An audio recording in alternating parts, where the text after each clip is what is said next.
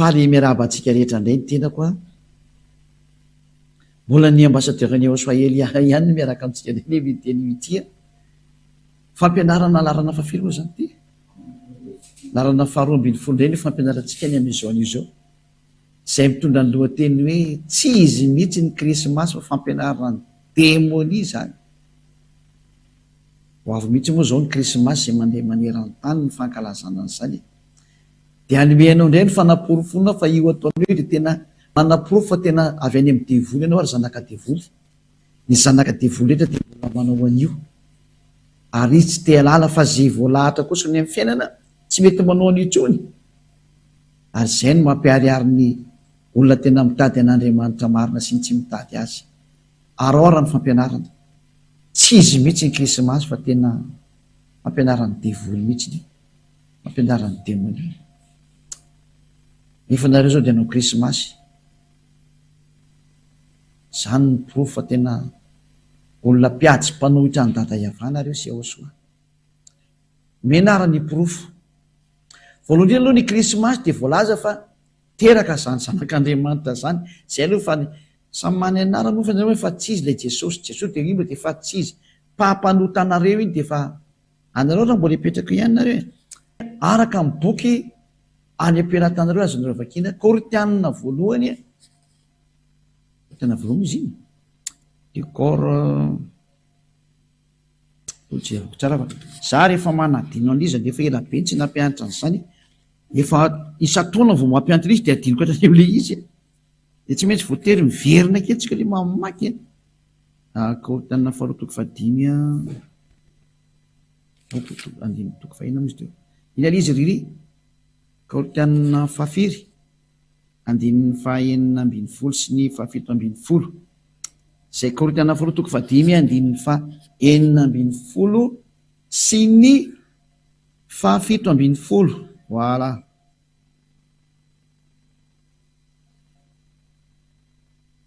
fa misy teo Korinthianina faharoa toko fahadimy andininy fahafiry enina ambin'ny folo mahafinaritra efa mameno tsara koa le teknisiana rehetra Korinthianina faharoa toko fahadimy andininy fahaenina ambin'ny folo no vakitsika amin'ny anarany Ahosoa koa dia tsy mahalala olona araka ny nofo intsony izahay ny apôstôly moa zany dia efa nametraka mihitsy hoe tsy mahafantatra olona araka ny nofo intsony isika zany izay koa na dia nahalala ny Ahosoa araka ny nofo azy izahay dia tsy araka izany tsony no alalana anazy ankehitriny zany hoe tsy azo fantarina amin'izany nofo zany tsony izy ry mpiaino malala tsy azo fantarina amin'izy nofo izy ka tamin'izy teraka dia teraka tao amin'ny nofo zay naka nofo izy dia tsy azo atao zany matsiaro an'iny fa lalàna napetraka i Ahosoa tamin'ny lalan'ny apôstôly zany ka io Ahosoa io zanak'Andriamanitra zay taonareo anarana tsy izy io zanak'Andriamanitra zay teraka io dia ny lalàna dia miteny hoe tsy fantatra araka izany tsony izy zao vakitsika indray amin'ny baiboly anakaiky indray tsy fantarina araka izany tsony izy Korinthianina faharoa akiko amin'ny karazana baiboly ty teneniko ty Korinthianina faharoa toko fahadimy andininy fahafiry enina ambin'ny folo malaza be indray iry zany dikan'izao Korinthianina faharoa toko fahadimy andininy fahaenina ambin'ny folo koa dia tsy mahalala olona intsony araka ny nofo isika eny ka tsy mivoaka le izy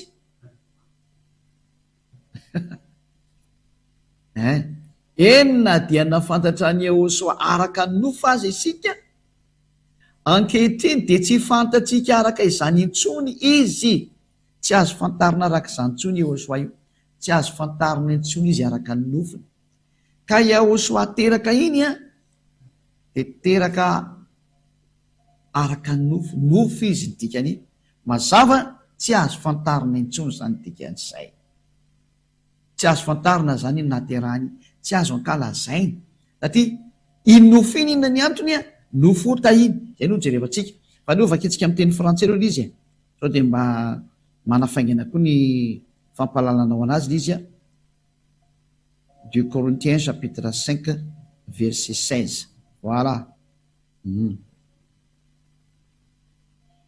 Ainsi dès maintenant nous ne connaissons personne selon la chair.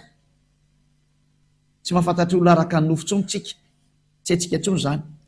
Et si nous avons connu Yahushua selon la chair, maintenant nous ne le connaissons plus de cette manière. Non, non, non. On ne connaît plus Yahushua de cette manière ou de cette façon. C'est-à-dire, on ne connaît plus Yahushua selon la chair. Tsy azo fantarina araka ny nofon-tsony Yahushua. Amin'ny anglisy hoe don't do that. Aza manao an'izany intsony. Never do that. Tsy mety tsony manao an'izany ozy ny anglisy. Zay zany mba lefalefantsika zayko. Manomboka mandeha koa ny motamony ambasadaoko izy ana mandeha nipetran-dranomasina any dia tsy maintsy lefalefantsikelikely ihany izy e. Ho fandraisan-dahatra ny olona ny amin'ny krismasy hoe tena aza manao n'intsony fa vetavetana mahatsiraviny eo ataona io voararany apôstôly didiny tompo io. Koritianina voalohany a 14:37 noka avakitsika ndray zay.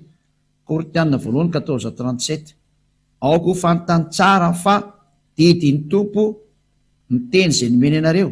Koritianina voalohany 14:37 zany. Koritianina voalohany 14:37 raha misy manao azo mpaminany na mana ny fanahy dia aoko fantany tsara fa didiny Yahushua zay rehetra soratako anareo. Ka reny teny nomenanao reny zany avy any amin'ny Yahushua reny fa tsy ny foroporonina. Ka tsy tena ny apôstôly ny teteny an'izany. Non, non, non. Ny tenina voakanay izy ny apôstôly dia didiny Yahushua nomenanay mihitsy hoe tsy azonareo atao ntsony ny mahafantatra za teraka. Satria Yahushua teraka iny dia nofo iny.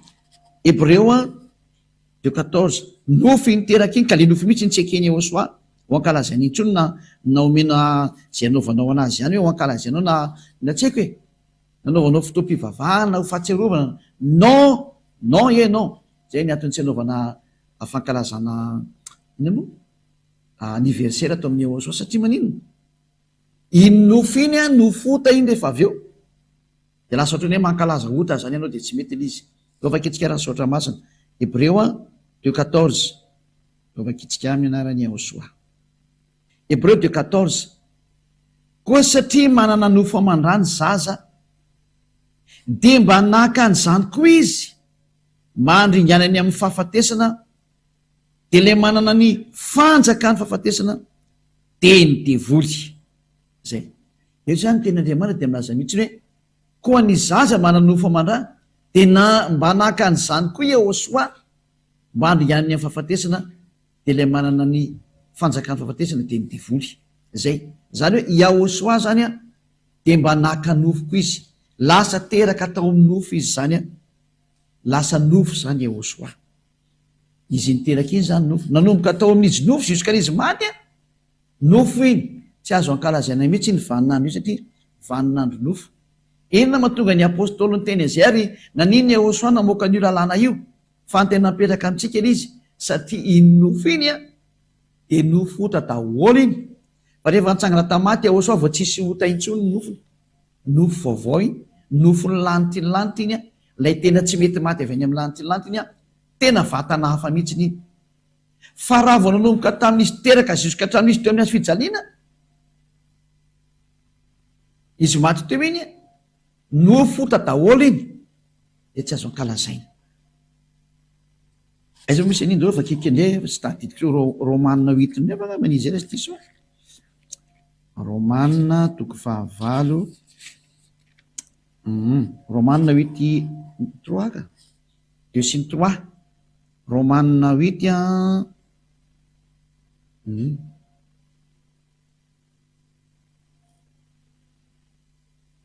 Romanina 8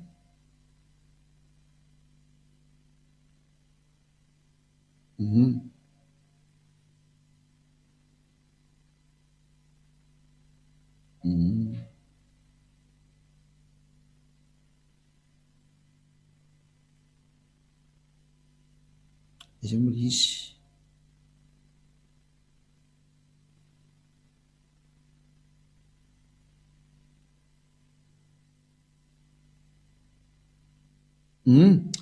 Romanina toko fahavalo andihan'ny fahatelo no vakitsika de toizatsika miandin'ny fahatelo de fampy zay. Satria zay tsy vitany lalàna noho izy tsy nanan-kery azo nofo de vitan'Andriamanitra taminany rany zany natao amin'ny endriky ny nofom-pahotana. Rehefa ny rany zany io zanan'io de naka ny endriky ny nofom-pahotana. Zany hoe nofo io zany nofom-pahotana, mahitsy be mihitsy ny teny, naka ny endriky ny nofom-pahotana sy noho ny fahotana ka nameloka ny fahotana tao amin'ny nofony. Zany hoe nampidiriny tao amin'ny nofony Ahosoato daholo zany ny fahotana rehetrarehetra, de zay natonga le nofo hoe nofom-pahotana. Ka nofom-pahotana ny nofony Ahosoana no Kristy teraka Jesosy Kristy amin'ny azy fijaliana, de zay ny antony tsy ankalazana andreo mihitsy satria nofom-pahotana io.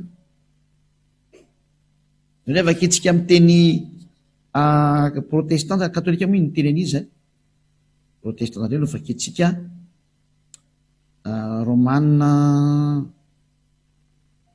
efa aleo zany le akanjo eto aty milady sy amin'ny sabotsy zay akanjo namboarinareo zany aleo aty amin'ny Ahoso am'izay no entina tsy le hoe hidiavana le tena marina am'izay le tena izy le manala amin'ny fahotana, tsy le hoe entina ho anazy am'izay. Lasa mampalely be le akanjo tsy hita hoe atao ahoana izy nefany efa ambany vidiny ihany. Taraiky be kozy nareo ianao vao niteny tsisy taraiky zany fa tsy verangely izy eto aty amin'ny Ahosoa. Vao miara anao faly be tena aty amin'ny Andriamanitra marina mitondra an'izany zavatra zany tsara be nge zany. Romanina 8:3 fa izay tsy hainy lalàna satria ny nofony nalemy azy de vitan'Andriamanitra tamin'izy niraka ny zanany naka ny endriky ny nofo ota.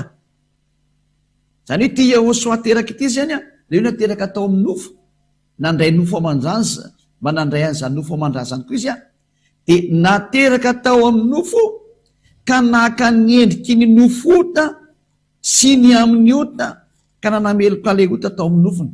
Zay zany nambarany Ahosoa hoe ity nofo ity izy Ahosoa de nofo ota araka ny nampianariny tamin'ny apôstôly. Ka raha ianao zany mankalaza an'ilay Ahosoa teraka de ny lalàna an'Andriamanitra Ahosoa mihitsy no miteny mankalaza ota ianao. Zay ny tenin'ny Andriamanitra Abrahama. Zay rehetra mankalaza Krismasy de mankalaza ota, lalàna io fa tsisy namorona an'io ary lozika be zany satria nalefa ny Ahosoa atao amin'ny tenany daholo ny fahotana, zay hoe tonga izy malavitra ny fahotana. De zay fahotana rehetra nalefa tao anatin'ny nofony io de sy tiany intsony io mankalaza iny satria noentiny io daholo ny nofo. Ka raha mankalaza an'le nofony ianao izy teraka de mankalaza an'le nofo ota ianao dikan'izay. Kanefa raha vao mankalaza nofo ota ianao de mitovy amin'ny mankalaza ota de mankalaza devoly ny hafarany. Jereo tokoa izy moa zany misokatra rehefa tonga ny andron'ny Krismasy, bara daholo no misokatra. Mampalely be fa rehefa tonga ny andron'ny fifidianana midy daholo no mibara. Zany hoe le fifidianana zany no mahafantatra an'Andriamanitra nefa rehefa Krismasy tsisy mahafantatra an'Andriamanitra fa lasa devoly zany mibahana be am'izany sary zany. Mampalahelo nge le fihetsika, mampalahelo. Ka ny teny zany de mahitsy be hoe tsy mety intsony no manao Krismasy satria mankalaza an'izany zanak'Andriamanitra teraka zany fa fa tsy zanak'Andriamanitra raha teo. Fa de nisy efa fandikan-dalàna mihitsy teto anareo ty satria mankalaza nofo ota nareo de mankalaza ota nareo mankalaza devoly ny hafarany. Tsy ekeny Ahosoa mihitsy manao io sary io. Teraka izy fa tsy niteny izy hoe ankalaza io fahateraka io. Tsy teny zany mihitsy izy raha natao amin'ny Ahosoa de tsisy mihitsy zany. Fa ny fanafahana fahotana zany tena ankalaza anato Ahosoa fansangana tamaty foana ny derina sy ankalaza anato ary membo nahatra foana de zao fanafahana ny fahotana ny olombelona zao zany ny tena izy zany. Ka nafaka tamin'ny fahotana de izy nitsangana tamin'ny maty ny nafaka an'iny, rava ny fahafatesana, rava ny ota. De zao atao tao fanjakany Ahosoa zao. Fa tsy azo atao mihitsy mankalaza ny nofo ota nanomboka teo amin'ny azo fijaliana no hatrany amin'ny naterahana. Tsy azo atao mankalaza n'iny fotoana iny. satria nofota daholo iny rehetrarehetra iny zay. De zay ny antony tsy azo atao ntsony atao amin'ny Josoa ny mankalaza ny verset satria nofota iny.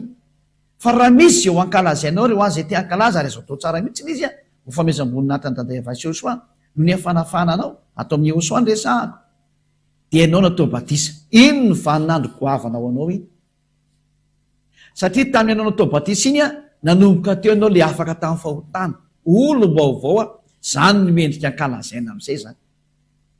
Iny ny vaninandro goavana iny ary iny tena azonao tena naovana fety be am'izay itiavanao anazy na nasanao fokon'olona na vahoaka tsy fantatry olona masianao am'izany mety be mihitsy satria tena andro lehibe ho anao iny satria lasa olom-baovao ianao.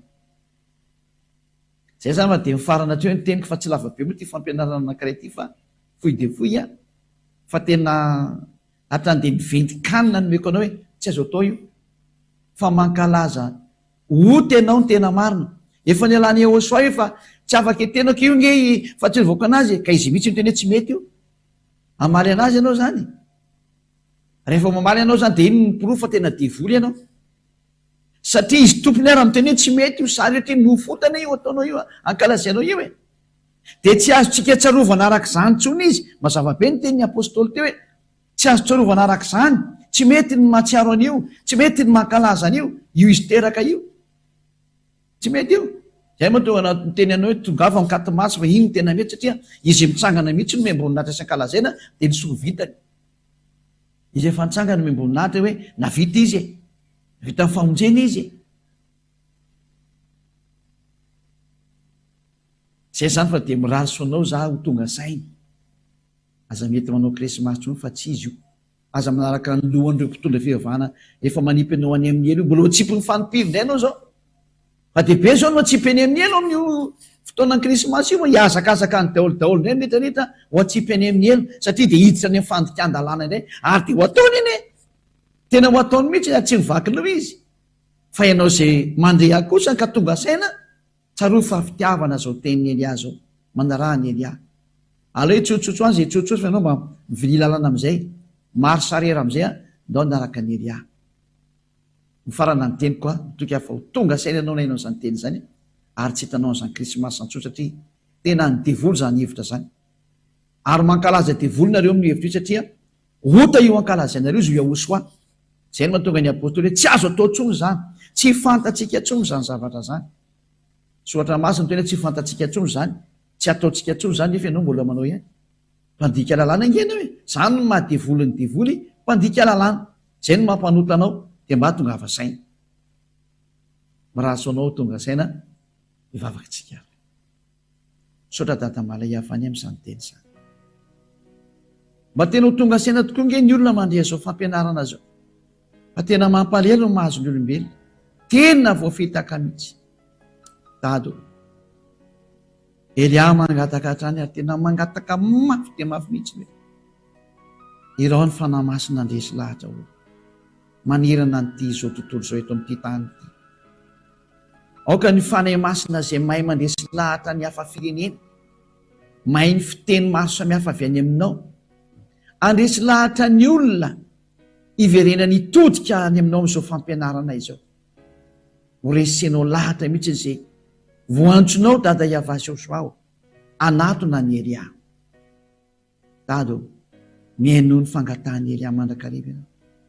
Ampio Elia vita ny asany hatramin'ny fanany ampiferina ny olona ho any aminao. Sorapetraka dada malalo. Fa ihaino ahy ianao tena mbola ihaino mandrakariva ianao. Amin'ny anaranao Josoa anao sy mivavaka zany. Halleluja. Amen.